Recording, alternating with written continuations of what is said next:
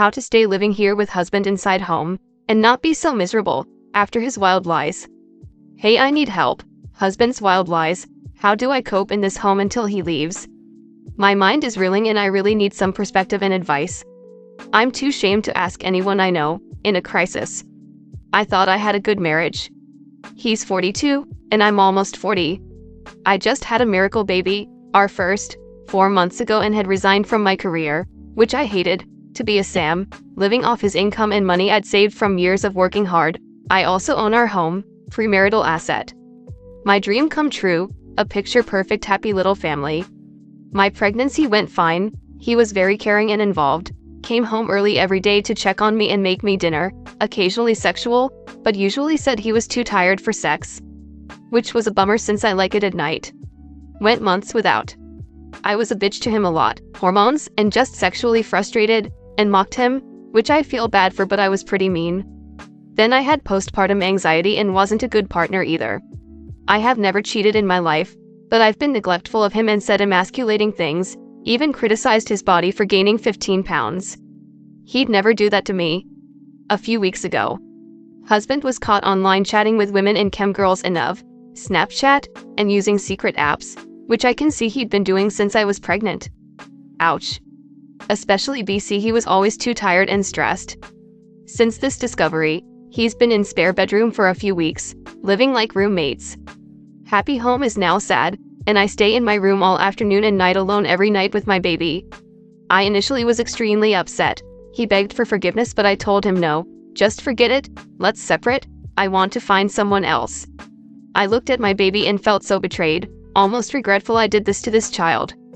I could barely be a mother lately, as I cried all day and couldn't hardly eat or shower, so angry too. But then we both said we'd consider trying, and seek marriage counseling, as we both love each other and get along well outside this issue. My mom also said at least try, he's such a good person, he's super kind, he's so loving to you and the baby, he's always wanted a family. Everybody loves him and my family and friends think he's a softie and nice guy. We'd have to work on a fundamental issue. I don't trust him anymore. Today I checked his phone again, including all the secret hidden apps, and now, a secret track phone I found. The whole time he's been in the spare bedroom, 3 weeks, he's been continuing to look at porn, message chem girls, and even message men online now on Bumble. Which is totally unlike him, but he claims he just wanted to look, and it's because of me saying maybe you're gay when I was mad at him at being denied sex one night when he was tired from work. Yeah, sure. Just looking? But I see now he's looking at swinger sites, in Bumble, and Shaturbate. I see he messaged one random nude woman or chem girl on a hookup site and said he's separated. He said that's because I told him we were over. He then got on his knees and kept begging me to work on this marriage and that he loves me and is sorry. Says this was just a reaction to high stress he's under and he didn't ever meet anyone in person, so it's not full-on cheating. I am crying a lot, can't leave my room, and my baby seems obviously affected by it, too. Seeing mom so upset and my heart racing a lot. I feel like I'm living in misery now, with him in the spare room, and unable to afford both an apartment, and the bills here. He can't leave because he has nowhere to go. We also share one car. I don't have anyone to help with the baby in-house and dogs if he's gone. How can I continue to cope, and what do I do next? Comment. He obviously has a problem, and he probably had it for a while. You gave him a chance and he blew it, and you behaving badly towards him can't be blamed only on hormones. I don't see this working out. But what you can do is you take this as an opportunity and make him to take care of the baby while you rewind. There is no miracle cure against misery. Go see a lawyer, figure out about the house if it's your as pre-marriage assets. I don't know if this can be fixed. Your behavior is not acceptable and you know it. He knows his isn't, but he is continuing. When a person doesn't want S because of porn, it's almost over. The fact you were pregnant may make some guys uneasy. I wasn't, but have heard of this thinking. In my view, you are both culpable for damaging your marriage. Hurtful words do not excuse cheating, don't get me wrong. On one hand, he sounds like he was supportive, but then you criticized his weight and sexual orientation. That's not love, that's the opposite. Cheating on you is also not love. And all of this is about the furthest from a picture-perfect happy little family that I can imagine. A loving marriage would include more respectful and loving communication and two faithful partners that support each other. Did you have marriage vows? Did you agree to look after each other in sickness and in health? If you did, both of you have failed to honor your vows. But this is an infidelity sub, so I will say that if you want to make it work, he has to do the heavy lifting now. He has to show real remorse and be an open book. Put the damned phone down, man, and focus on being a husband and father. These devices, I swear, are involved in almost every single infidelity story I read now. Porn is extremely accessible. Hookup apps, dating apps, etc. are all baiting emotionally insecure people into traps. Don't mistake me, he is still 100% responsible for his choices, not the phone. If you own the home, and you want to divorce, then he needs to move out and get an apartment, not you. An attorney will advise you on your options and whether his affairs are admissible in family court. Some states are no-fault divorce states, so none of it may matter. But speak with an attorney right away and figure out if you need to gather tangible evidence. You are looking at collecting child support and alimony from him so you can continue living in your home and being a Sam. Best of luck to you in navigating all of this. What you described is anything but loving and kind. You two don't seem to bring out the best in each other. Story 2. What percentage of marriages/relationships are actually faithful?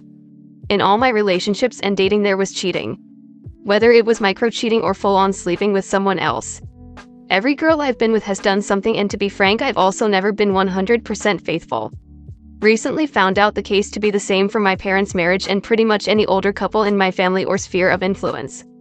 The only ones I don't know about, I just assume everything's okay, but I wouldn't know any better. It was shocking to find out about my parents' marriage, but sadly I wasn't surprised, if that makes sense. I suffered infidelity in my last relationship that was very toxic. Although we were very emotionally invested, I can see how some couples can just try to work past that. Even my buddies in relationships cheat. Not saying it's right or wrong, but realizing it's just the status quo. I'm at odds with all this because my entire life I grew up believing two people can be happy and faithful together just because my parents stayed married.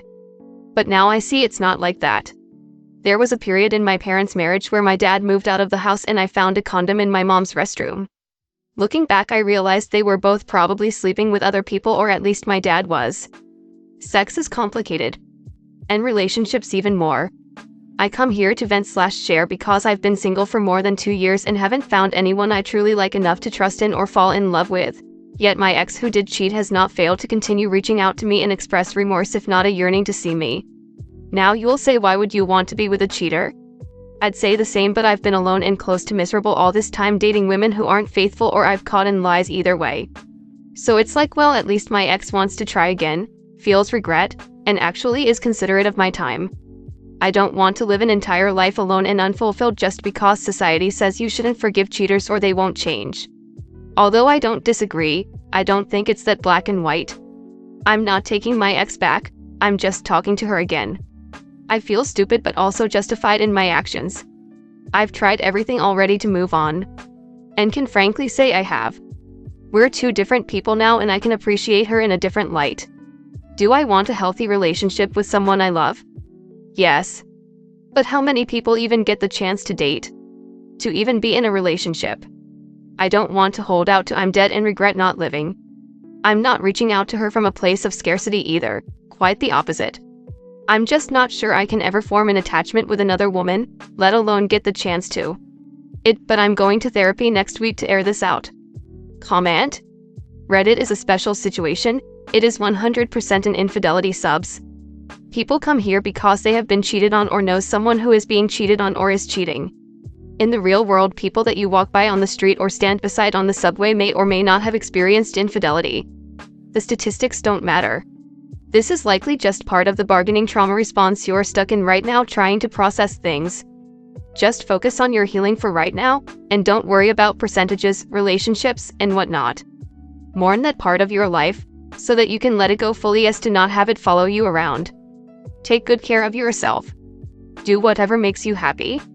Forget about society. If you can move past her betrayal, who are we to throw stones at you? If you want some unsolicited advice though, maybe don't go all in this time. She showed you who she is, so if she shows you again, you won't be shocked. As for actual statistics, it's hard to tell. It's a taboo subject, especially amongst married couples. It also varies wildly by country, from what I've been told. I'm guessing for pretty obvious reasons.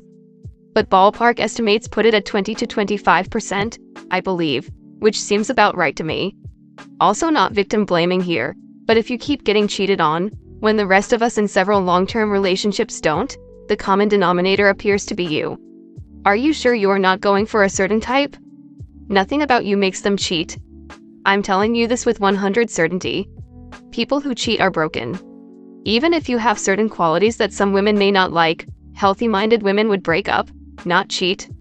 I was wondering if you were maybe going for the bubbly, pretty, but stupid and superfluous types that many of us were attracted to when we were younger, until we came to our senses. Honestly, if it gets to more than talking to your ex again, the most that you should give her is an FWB. She will have to earn and maintain more.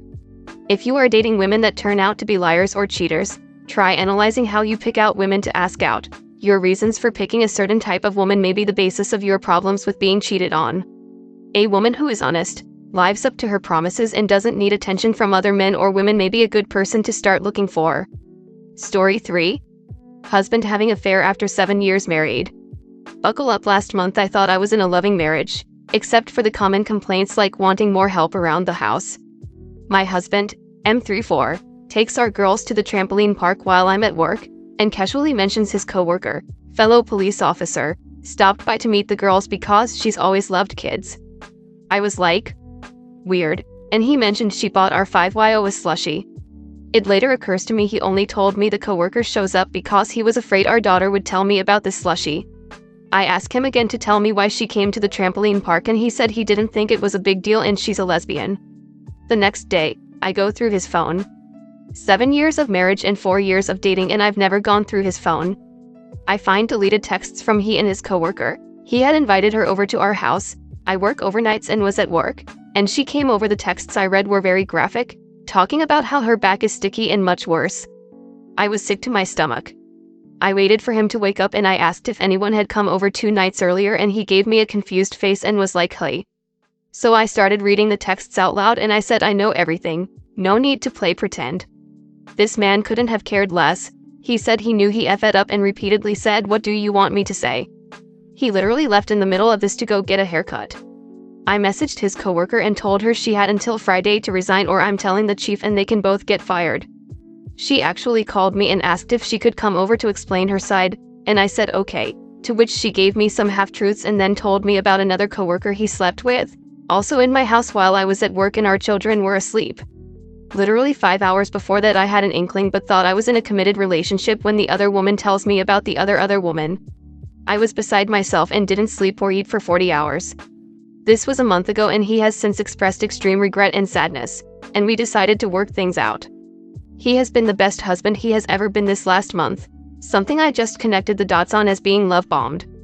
We have our first counseling up today. Is there anyone out there that had a similar experience and the marriage actually came out better? Truth be told, our sex life was very vanilla, but who wants to work full-time and basically do everything around the house and then get on top?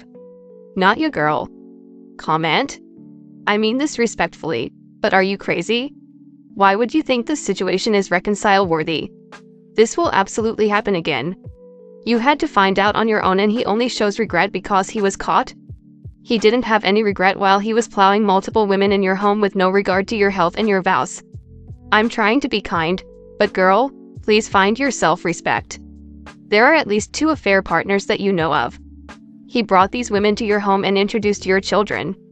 The absolute level of disrespect is astounding. He isn't remorseful. He feels bad that you caught him. He knows you can put them all to their chief. He's in damage control. Are you in an at-fault state? Please ask him to leave while you each attend individual counseling. That comes before marriage counseling. The affair is still going on if they are working together. No contact means no contact.